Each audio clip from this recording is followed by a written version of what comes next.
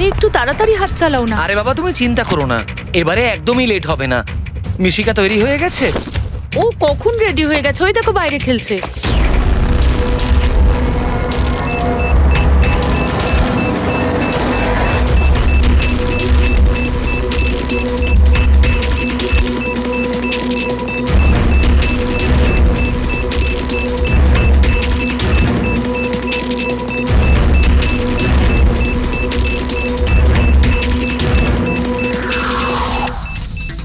সত্যি এবারের ধামাকা এমন হবে যার শব্দ অনেকগুলো যুগ মনে রাখবে। আমরা ঠিকঠাক বেরোতে পারবো তো এখান থেকে? আরে 100%। এমনিতেও আমাদের ওপর কারোর সন্দেহ নেই, আর যতক্ষণে আমরা এখান থেকে বেরোবো ততক্ষণে তো এই বাড়ির আর এই জায়গাটারও চিহ্ন মিটে যাবে।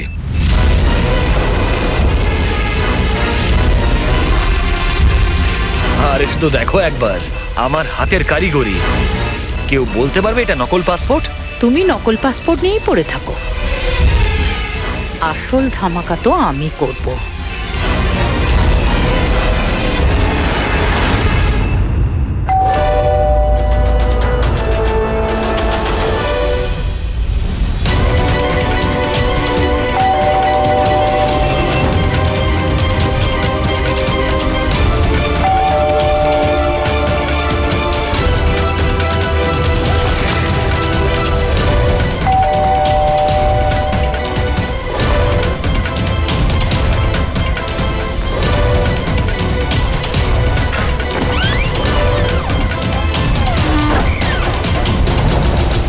স্যার, এই কুরিয়ারটা আপনার।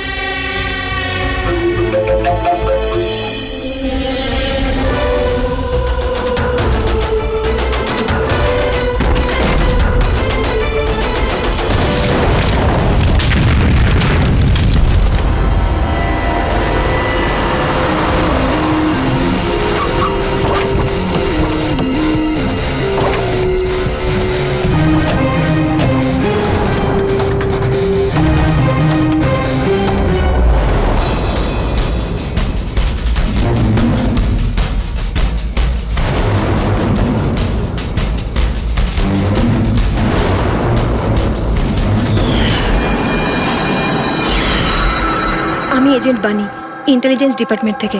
আমি আপনাদের কল করেছিলাম। থ্যাংক গড আপনারা এসেছেন স্যার। স্যার, আমার কাছে বেশি সময় নেই। আমাদের দুজন অফিসার, মনিকা আর তার অ্যাসিস্ট্যান্ট, সিলিন্ডার ফাটার ফলে মারা গেছে ওখানেই। আর এটা দুর্ঘটনা নয় স্যার, এটা একটা ষড়যন্ত্র। ব্যাস, মনিকার এই ভাগ্নি, এই বাচ্চাটাই রয়েছে এখন। আর স্যার, একে ওরা মেরে ফেলবে। আপনি কি করে জানলেন এই ব্লাস্টের ব্যাপারে? স্যার, আমাদের অফিসার ওকে বলেছিল যদি কোনো প্রবলেম হয় বা কিছু যদি হয়ে যায় ও যেন কল করে আমাকে এখানে ডাকে। যেই আমি ওর কল পাই সাথে সাথে এখানে চলে আসি। এই বাচ্চাটাকে তুমি নিজের ইন্টেলিজেন্স ডিপার্টমেন্টে কেন রাখলে না? আর এই তোমার এই অপারেশনে হেড কে? স্যার, আমাদের হেড নিজেই নিখোঁজ। জানি না উনি বেঁচে আছেন কিনা। নিশ্চয়ই আমাদের দলেই কেউ বেইমান আছে, যার জন্যই অপারেশন ফেল হয়েছে। সেই বেঈমান তুমি নও তো? আমাদের সামনে ভালো সাজার নাটক করছো। স্যার, আমি যদি বেইমানি করতাম তাহলে আপনাদের কল করে কেন ডাকতাম? হতে পারে এখনো আমার উপর নজর রাখা হচ্ছে। স্যার, আমাকে যেতে হবে। কোথাও তুমি যাবে না যতক্ষণ না আমাদেরকে বলছো যে তোমার অপারেশনের ফান্ডাটি কে। টেররিস্টদের যারা ফান্ড দিচ্ছিল তাদের এগেনস্টেই ছিল এই অপারেশনটা। আর আমার মনে হয় হয়তো আমাদের অফিসাররা জানতে পেরে গিয়েছিলেন আসল ক্রিমিনাল কে।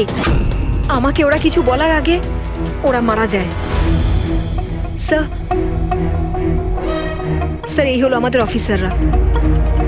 ঠিক আছে, বাচ্চাটাকে আমাদের কাছে রেখে যাও। যদি তোমার সঙ্গে যোগাযোগ করতে চাই তাহলে কিভাবে করব? স্যার, এটা গেস্ট হাউসের নাম্বার। আমার সাথে যদি আপনারা কথা বলতে চান আপনারা শুধু আমার নাম বলে যোগাযোগ করাতে বলবেন, ওরা ঠিক যোগাযোগ করিয়ে দেবে। ঠিক আছে।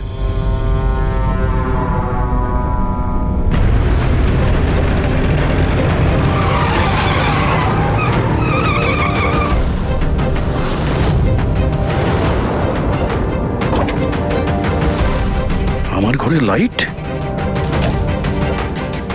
এ কে ঢুকেছে?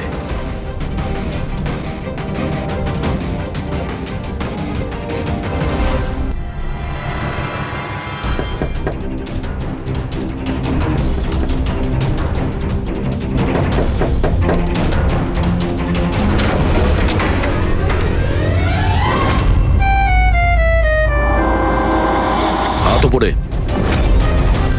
তুমি কে? এটা কি করছো তুমি? তুমি তোমার বউয়ের উপর গুলি চালাবে? কি বউ? ম্যাডাম, মনে হচ্ছে আপনি কোনো ভুল ঠিকানায় চলে এসেছেন। এটা আমার বাড়ি। আপনি বাড়ির ভেতরে ঢুকলেন কি করে? হ্যাঁ, আপনার নাম কি? রজনী কুমারী, মিসেস রজনী দয়া কুমারী। 3 মাস আগে তুমি আমাকে বিয়ে করেছিলে বন্টুরে। ওখান থেকে পালিয়ে গেলে, তাও আবার কাউকে কিছু না জানিয়ে। বন্তুরে? তো আমি মিথ্যে বলছি? আমি একটা ভালো পরিবারের মেয়ে, সেখানে কিনা আমি এক পরপুরুষকে বলবো তুমি আমার বর? হ্যাঁ, কি বলছো কি তুমি? তুমিই তো আমাকে তোমার ঠিকানা দিয়েছিলে, আর ফোন নাম্বারও তো দিয়েছিলে। আমি দিয়েছিলাম? তো মাথা খারাপ আছে তোমার? মনে হয় তুমি জানো না আমি একজন সিআইডি অফিসার। কি হয়েছে দয়া? তুমি তোমার বউয়ের উপর চিৎকার করছো কেন? আরে সুধা আন্টি, এ আমার বউ নয়। দেখো, তোমরা সবাই দেখো। নাও মা, জল খেয়ে নাও। আরে কেন বলছো ও তোমার বউ নয়? তুমি জানো কতক্ষণ ধরে ও তোমার জন্য অপেক্ষা করছিল? আমি দেখলাম, তাই আমি ওকে তোমার বাড়ির ডুপ্লিকেট চাবি দিলাম। আমার বাড়ির চাবি আপনি যে কেউকে কি করে দিয়ে দিলেন? কাউকে? যে কেউ মানে? ও তোমার অপরিচিত নাকি? ও তোমার নিজের স্ত্রী। তো বিয়ে করে নিলে? লুকোচ্ছ কেন? তবে তোমার চয়েসটা খুব সুন্দর। আরে আমি তো ভাবতেই পারিনি যে আপনি এই বয়সে বিয়ে করবেন। আরে আন্টি, আমি কোনো বিয়ে এই বয়সে মানে কি? তুমি সিআইডি, তার মানে এটা নয় যে ওর ওপর তুমি তোমার রাগ দেখাবে। কাকিমা, ও যখন আমাকে বকে আমি তখন সেটা সহ্য করে নি, আর এখন এখন তো বলছি আমি তো স্ত্রী না।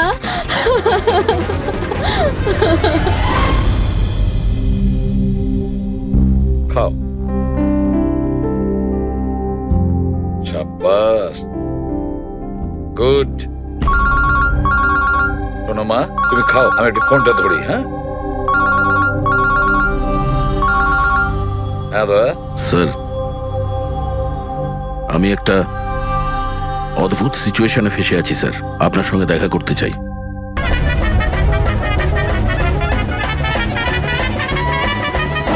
আমি এই মঙ্গলসূত্রের দিব্যি খেয়ে বলছি, আমি তো তোমার অর্ধাঙ্গিনী, আমি কোনো অপরাধী নই। তুমি আমাকে এখানে কেন নিয়ে এসেছো? ধর্মপত্নী, বউ, স্ত্রী, অর্ধাঙ্গিনী, চুপ করো তো। শুনে শুনে আমার কান পচে গেল। আচ্ছা, এতই যখন অসুবিধা আমাকে বিয়ে করার, তাহলে বিয়েটা করেছিলে কেন বলো? স্যার, আমার তোর সাথে বিয়ে করার ইচ্ছেই ছিল না। ওই আমার কাছে এসেছিল আর বাচ্চাদের মতো কান্নাকাটি করছিল, বললো রজনী আমাকে বিয়ে করে নাও, তোমাকে আমি অনেক ভালোবাসি, তোমাকে ছাড়া আমি কোনো মতেই বাঁচতে পারবো না, আমি মরে যাব, বিয়ে করো আমাকে। আমি গিয়েছিলাম তোমার কাছে কাঁদতে কাঁদতে যে আমাকে বিয়ে করে নাও। হ্যাঁ, এত খারাপ দিন আসেনি আমার। হ্যাঁ, মিনিট দয়া, 1 মিনিট। তোমার নাম রজনী, তাই তো? তোমার কাছে কোনো প্রমাণ আছে? কোনো প্রমাণ দয়ার সঙ্গে তোমার বিয়ে হয়েছিল? বন্তুরের ওই পুরোহিত যে আমাদের বিয়ে দিয়েছিল, আর এই ছবিগুলো, আর এই ছবিগুলো কি মিথ্যে? স্যার, ওর ভালোবাসা আমাদের গ্রামের পুকুরের মতো শুকিয়ে গেছে। তোকে বলে দিন আমি ওকে ডিভোর্স দিয়ে দেব, কিন্তু এটা যেন ও না বলে আমাদের এই বিয়েটাই হয়নি। ডিভোর্স? যখন বিয়েই হয়নি একটা তখন কাজ করো, তোমাদের গ্রামে ফোন করো, ওখানে তোমার পরিচিত লোকেরা রয়েছে, ওদের সাথে কথা বলো, স্পিকার ফোন অন করো। আর হ্যাঁ, বিশেষ করে সেই পরিবারের সঙ্গে যেখানে তোমরা স্টে করেছিলে। হ্যাঁ হ্যাঁ স্যার, ফোন করুন করুন, ওদের সামনে আমাদের বিয়ে হয়েছিল, ওরাও এসেছিল আমাদের বিয়েতে। হালুয়া লুচি? হ্যাঁ।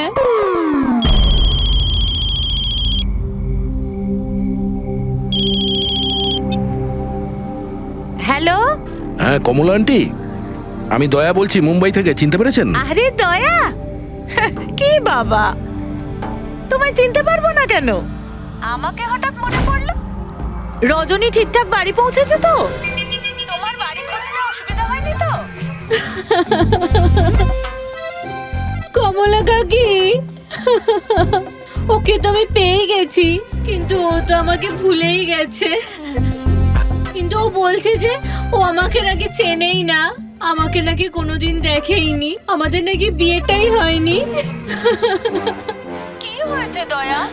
রজনী কোনো ভুল করেনি তো? সেটাই বলছি দয়া। বন্ধ করে দাও।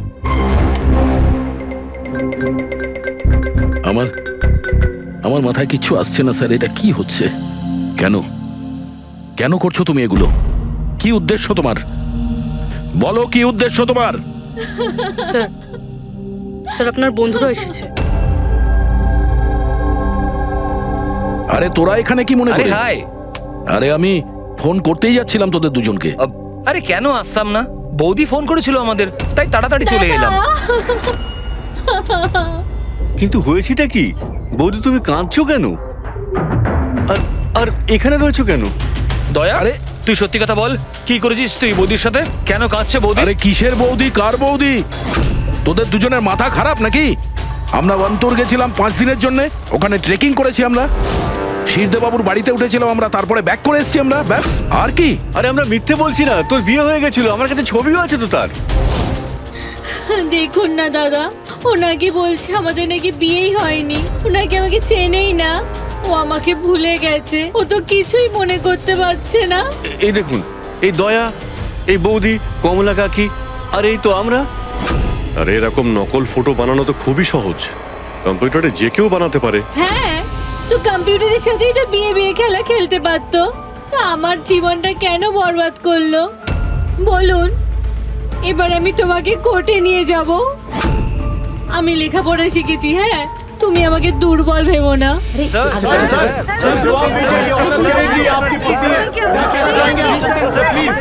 স্যার, উত্তর দিন স্যার।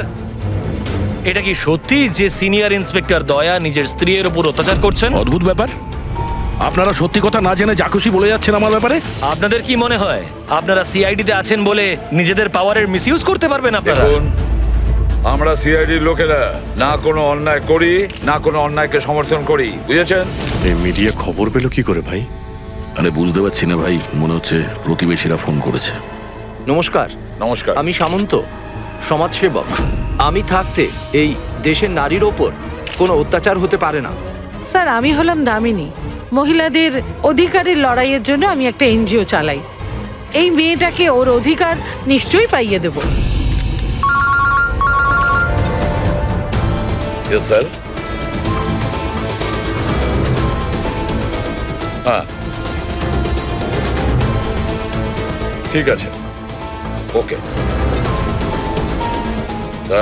Sir, minute. স্যার দাঁড়ান স্যার, স্যার উত্তর দিন স্যার। স্যার, রজনী ম্যাডাম, দয়া কি আপনাকে মারধর করেছে? আপনি আমাদেরকে বলতে পারেন। আমি আপনাদের কাছে একটাই অনুরোধ করব, আমার স্বামীকে ফিরিয়ে দিন আপনারা, আমার দয়াকে ফিরিয়ে দিন আপনারা। দেখো, কেসটা অনেকটা গড়িয়ে গেছে। তুমি এই রজনীকে সঙ্গে নিয়ে নিজের বাড়িতে নিজের সঙ্গে রাখতে হবে। আর শোনো, এই রমেশকে বোঝাতে হবে কোনো রজনীর সঙ্গে তোমার এই যে লেডিস সোশ্যাল ওয়ার্কার আছে না, দামিনী ম্যাডাম, সেও তোমার সঙ্গে থাকবে, এটা দেখার জন্য যে দয়া রজনীর সঙ্গে কোনো মিসবিহেভ করছে না। তার মানে স্যার আমাকে আমার বাড়িতে এই কার্টুনগুলোর সাথে থাকতে হবে? থাকতে হবে দয়া, যতক্ষণ না এই রজনী কে জানা যাচ্ছে, তোমাকে থাকতে হবে।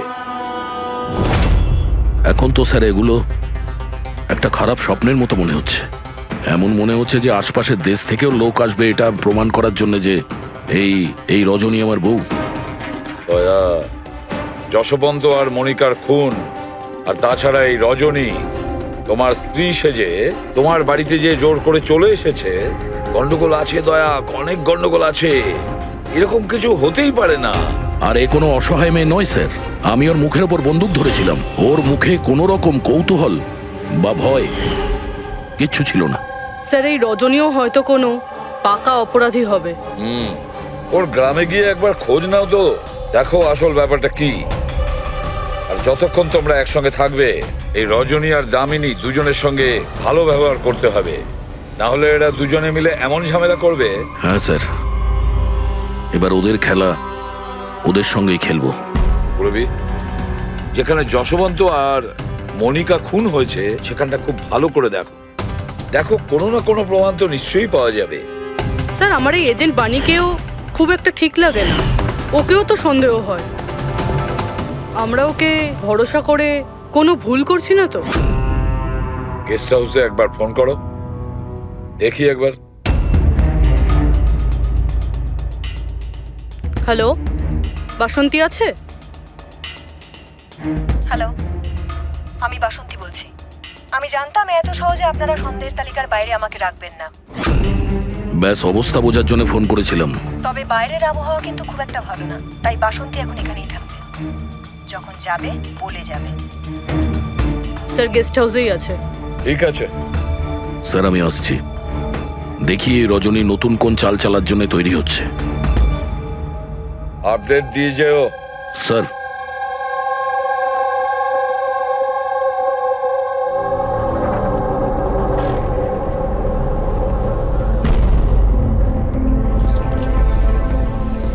আরে বলো মা, তুমি এখনো ঘুমোওনি? ঘুম আসছে না? না কিছু নয় আঙ্কেল। না না না, এটা বললে কেন হবে? কিছু তো ব্যাপার আছে, তাই না? বলো। আঙ্কেল ওই মা আমায় বলেছিল যদি আমি ওনার মতো ডিটেকটিভ হতে চাই তাহলে সবসময় সতর্ক থাকতে হবে, চোখ কান সবসময় খুলে রাখতে হবে। বাহ, ঠিক কথা বলেছো। তাহলে চলো, আমি তোমাকে একটা প্রশ্ন করছি, ঠিক ঠিক উত্তর দেবে। হ্যাঁ, মনে করে দেখো, তুমি ওখানে ওই আন্টিকে তুমি ফোন করেছিলে, তার আগে কি হয়েছিল? আমি বাইরে খেলছিলাম, খেলতে গিয়ে আমি পড়ে গেলাম, তারপর আমি ঘরে গিয়ে জামা বদলালাম, তারপর আবার খেলতে শুরু করলাম। তারপর খুব জোরে আওয়াজ হলো। আরে বাবা, তারপরে? দুষ্যন্ত আঙ্কেল বলেছিল যদি কখনো এরকম হয় তাহলে পানের দোকানে গিয়ে বানি আন্টিকে ফোন করতে, আর আন্টি না আসা অবধি ওখানেই থাকতে। সাব্বাস মা, ঠিক করেছো তুমি। যাও যাও, ঘুমিয়ে পড়ো। হ্যাঁ আঙ্কেল, মাসি আর দুষ্যন্ত আঙ্কেল আর কখনো ফিরবে না?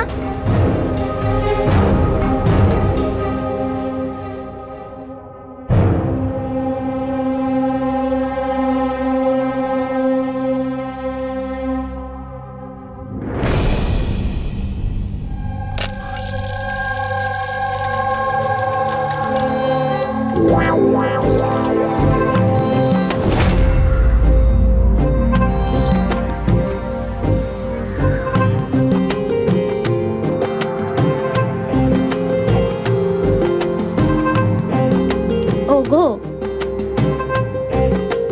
ছি, ছি। পতি পরমেশ্বর,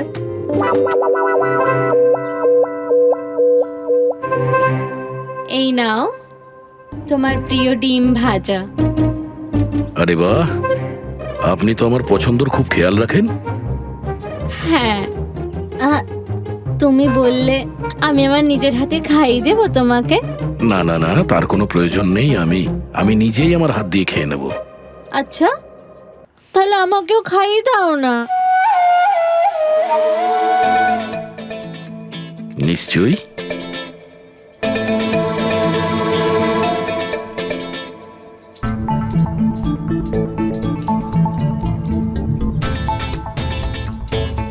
কেমন লাগলো?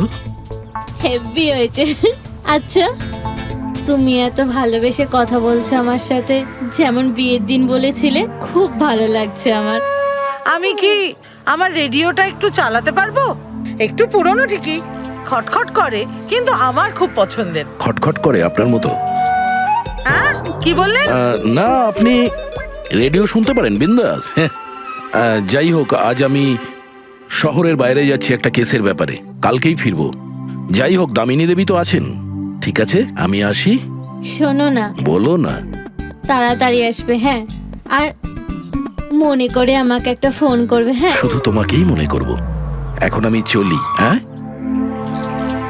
আমি চলে যাচ্ছি বলতে নেই, বলতে হয় আসি। এরকম বলে? হ্যাঁ। ঠিক আছে, আমি আসছি। হ্যাঁ,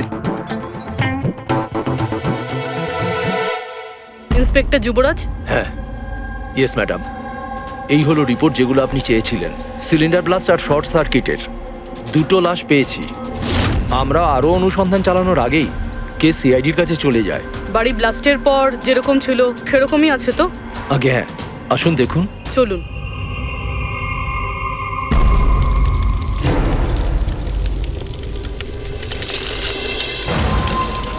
এজেন্ট বাণীকে কোনো ইম্পর্টেন্ট ইনফরমেশন দিতে চেয়েছিল মনিকা আর দুষ্যন্ত, কিন্তু ইনফরমেশন দেওয়ার আগেই ওদের মৃত্যু হয়। হয়তো ওই ইনফরমেশন রিলেটেড কোনো প্রমাণ পেয়ে যাবো এখানে। হ্যাঁ, চলুন দেখি।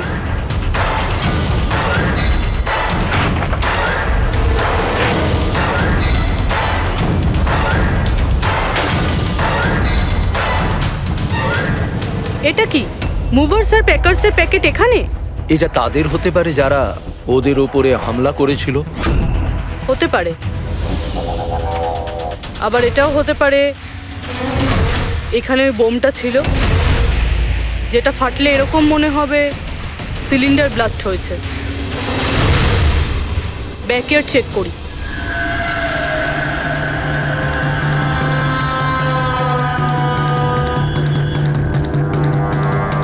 এখানে তো সেরকম কিছু নেই। এক মিনিট। এই কুরিয়ারের কভারটা এখানে কি করছে? জাপানিজে লেখা, শুধু নামটা ইংলিশে রয়েছে, মারিয়া ফার্নস। এই মারিয়াটা কে? মনিকা মারিয়া ফ্রান্স নামে পরিচিত ছিল। এবার এই কুরিয়ারটা যেই নিয়ে আসুক না কেন, সেই মিশনটার ব্যাপারে নিশ্চয়ই কিছু না কিছু তো জানেই।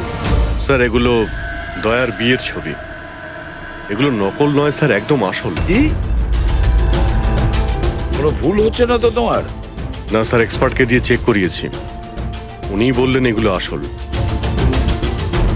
দয়া তো কখনো মিথ্যে বলে না স্যার, বুঝতে পারছি না। সেটাই তো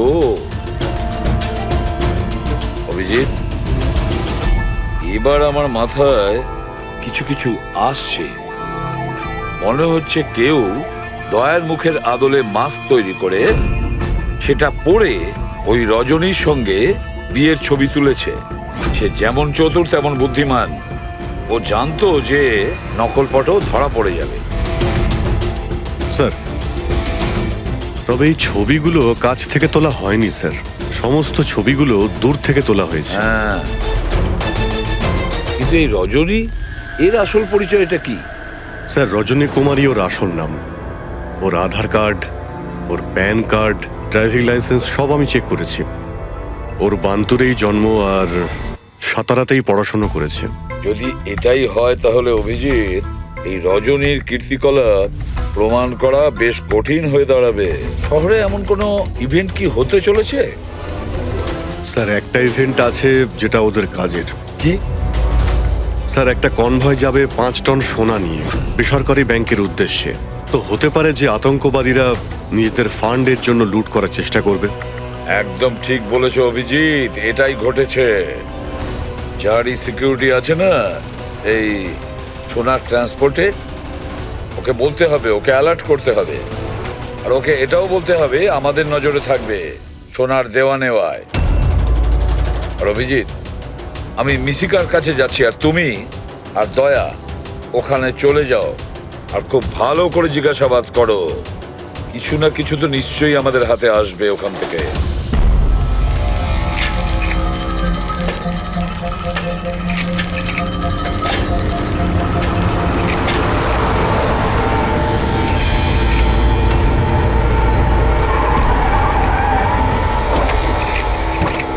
তাহলে এই হলো তোমার শ্বশুর বাড়ি।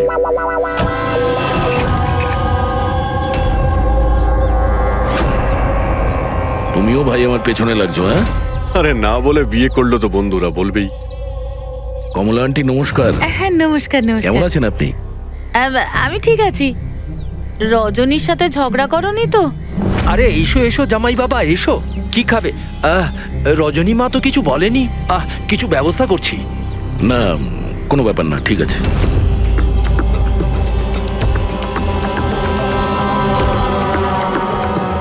অভিজিৎ, এ গ্রাম একদম ফাঁকা, বাচ্চাগুলোকে কোথাও দেখা যাচ্ছে না। আগের বার তো অনেক সরগরম ছিল জায়গাটা।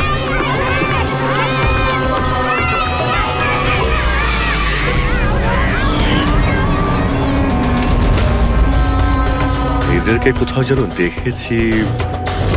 এটা তো সেই রিপোর্টার না যে ব্যুরোতে এসেছিল।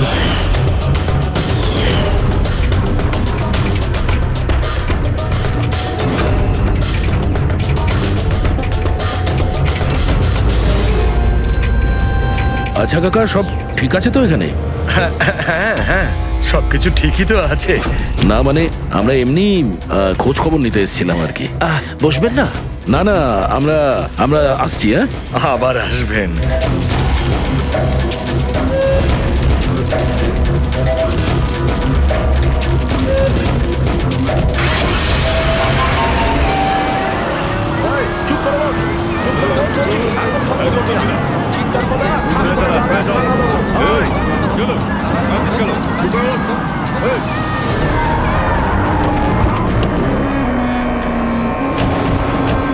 শোনো, একটা কাজ করো, বাচ্চাদের ছেড়ে দিয়ে এসো গ্রামে। সিআইডি চলে গেছে ওখান থেকে। যাইনি, সবে তো এলাম। বড় ভুল করেছিস।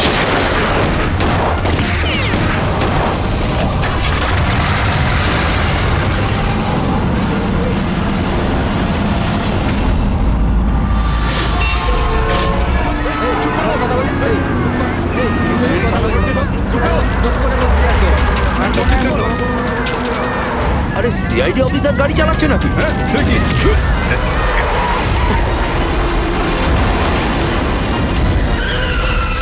আরে আরো একজন সিআইডি অফিসার আমাদের পিছু নিয়েছে, ওকে গাড়ি থামাতে দিও না।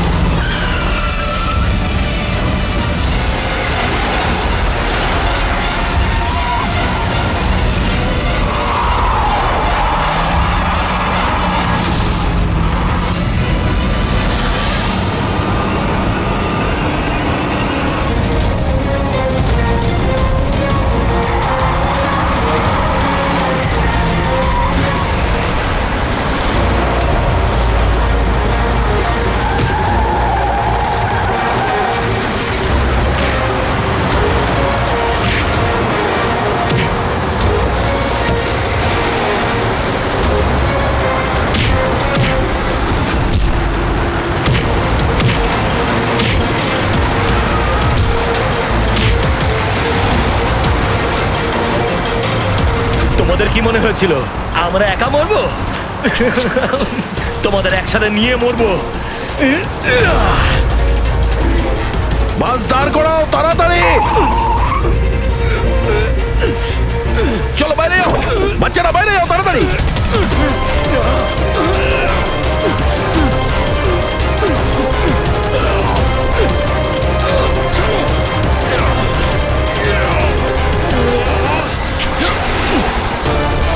দয়া, অভিজিৎ,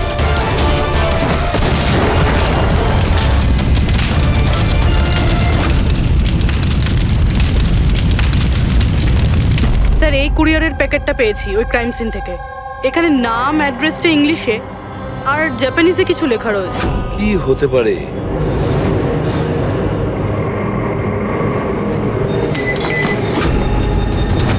কি হয়েছে?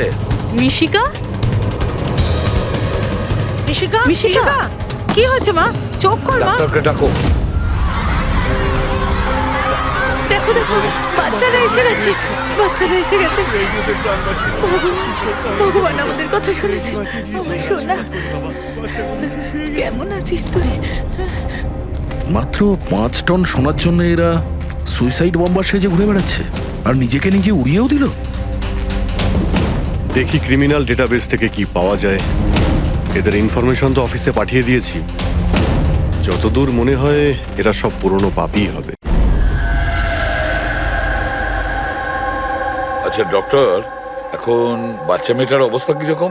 ঋষিকার দুধে খুব বেশি পরিমাণে ঘুমের ওষুধ ছিল। হ্যাঁ,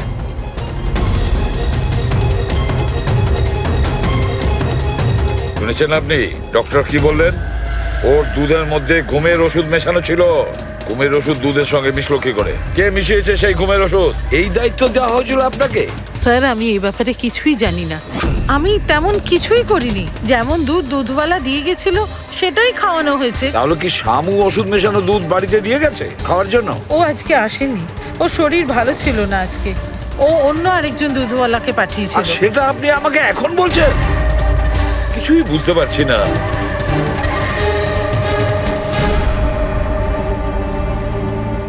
এর ক্ষতি করার জন্য কেন উঠে পড়ে লেগেছে এরা?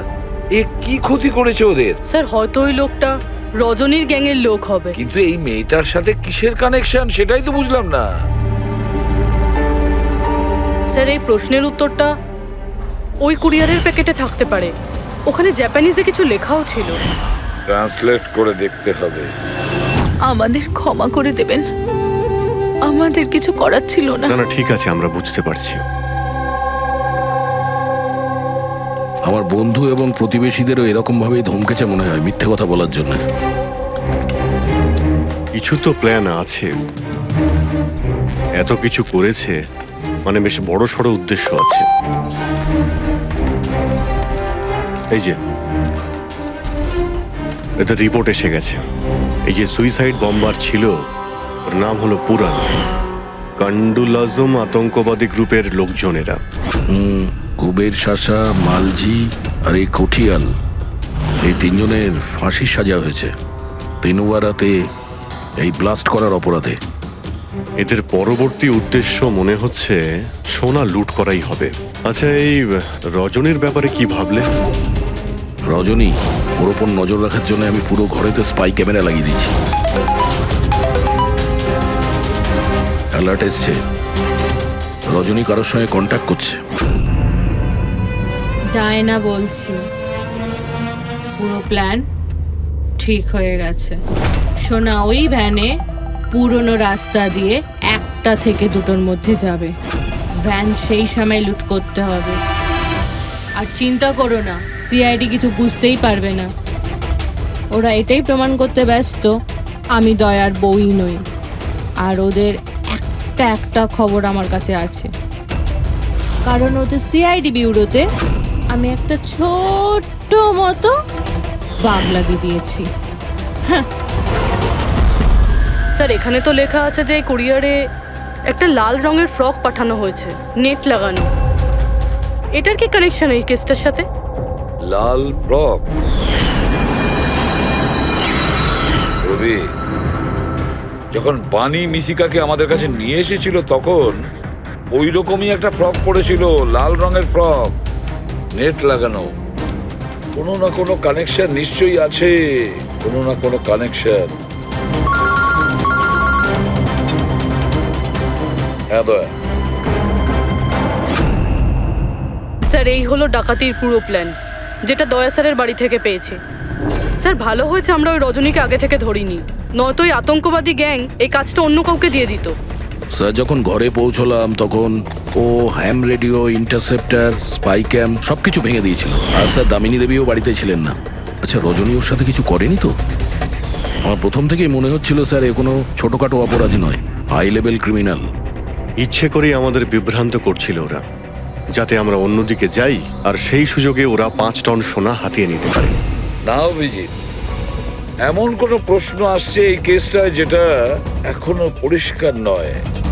রজনী ও জানতো যে ওখানে স্পাই ক্যামেরা আছে, আর ও দেখতে পারে যে ও কি বলছে, কি কাজ করছে, সবকিছু। তারপরেও ও এই পুরো প্ল্যানটা ক্লিয়ারলি বলে দিয়েছে। হতে পারে ও ওভার কনফিডেন্ট, ও চ্যালেঞ্জ করছে। আটকাতে পারো তো আটকে নাও। না দয়া, ও যদি চালাক ক্রিমিনাল হয় তাহলে বোকার মতন নয়, বুদ্ধিমানের মতন কাজ করবে। নিজের প্ল্যানিংটাকে এভাবে রিস্ক নেবে না। স্যার ওদের সোনা লুটের খবর আমরা পেয়েছি কারণ ওরা চেয়েছিল যে এই খবরটা আমরা পাই। কিন্তু কেন? সেটাই তো। রবি একটা কাজ করো, তুমি ঘরে গিয়ে মিশিকার ওই লাল রঙের ফ্রকটা নিয়ে এসো। এই ফ্রকটা মনিকার জন্য জাপান থেকে এসেছিল।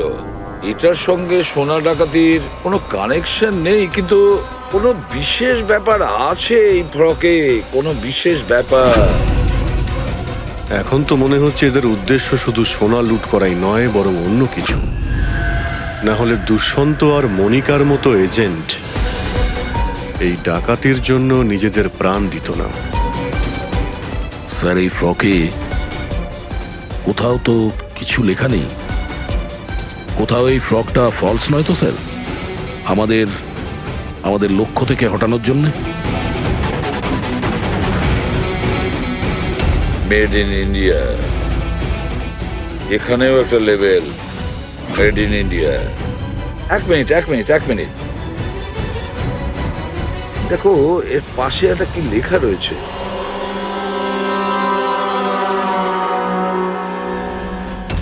ভেতরে দেখো জাপানি ভাষায় লেখা, আর এদিকে মেড ইন ইন্ডিয়া। কি লেখা থাকতে পারে জাপানি ভাষায়? এটা ট্রান্সলেট করে দেখতে হবে। পুরবি, স্যার, দেখো তো জাপানি ভাষায় কি লিখেছে, ট্রান্সলেট করে বলো তো। স্যার, হ্যাঁ, স্যার এটা ট্রান্সলেশন। ও মাই গড।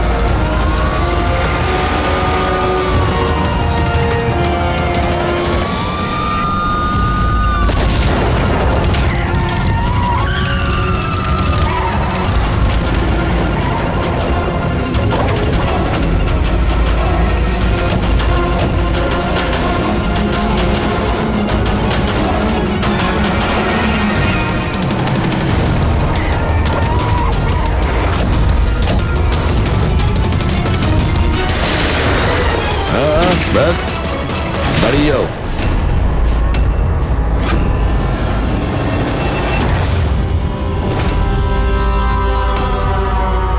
মনিকা, তুমি? হ্যাঁ, এজেন্ট মনিকা।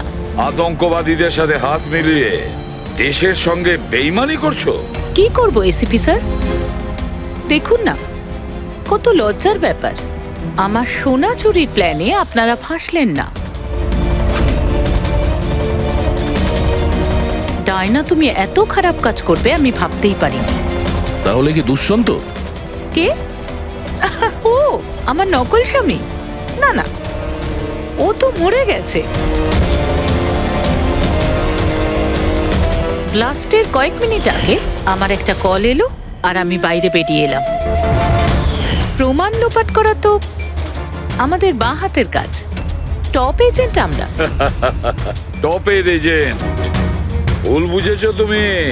অপরাধী একজন সাধারণ মানুষ হোক বা টপের এজেন্ট হোক, আমাদের থেকে সে লুকোতেও পারে না, পালাতেও পারে না। মিশিকার লাল রঙের ফ্রক থেকে সোনার আড়ালে আতঙ্কবাদীদের মুক্তি। তার মানে এই ডাকাতির প্ল্যান এসব সাজানো ছিল। এরা আতঙ্কবাদীদের মুক্ত করতে চাইছে। আর এই ফ্রকের কারণে আমি আমার জীবন বাজি রেখে দয়ার নকল বউ হওয়ার নাটক করলাম, যাতে আমি দেখতে পাই সিআইডি মিশিকার ফ্রক থেকে কোনো ইনফরমেশন পাইনি তো। কিন্তু আফসোস, আমি এই কাজটাই করতে পারলাম না। তাহলে এই ঝুট ঝামেলাটাই হতো না। এখনো কিন্তু খেলাটা পাল্টে যায়নি। আমাদের ফাঁসিতে ঝোলাবে। এবার দেখো এখান থেকে বেরোনোর পর আমি তোমাদের সাথে কি করি। করবে তো তখন যখন এখান থেকে যেতে পারবে। ঠাকুরপো, তুমি না একটু বেশি কথা বলো। চলো গাড়ির ভেতরে চলো চলো। আর যেতে না চাইলে একবার পেছনের দিকে তাকাতে পারো।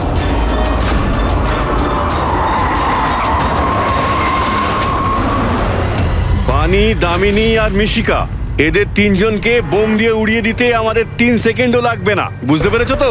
গাড়িতে গিয়ে বসো সবাই, তাড়াতাড়ি। এই চল রে। অভিজিৎ, পুরবি, দয়া।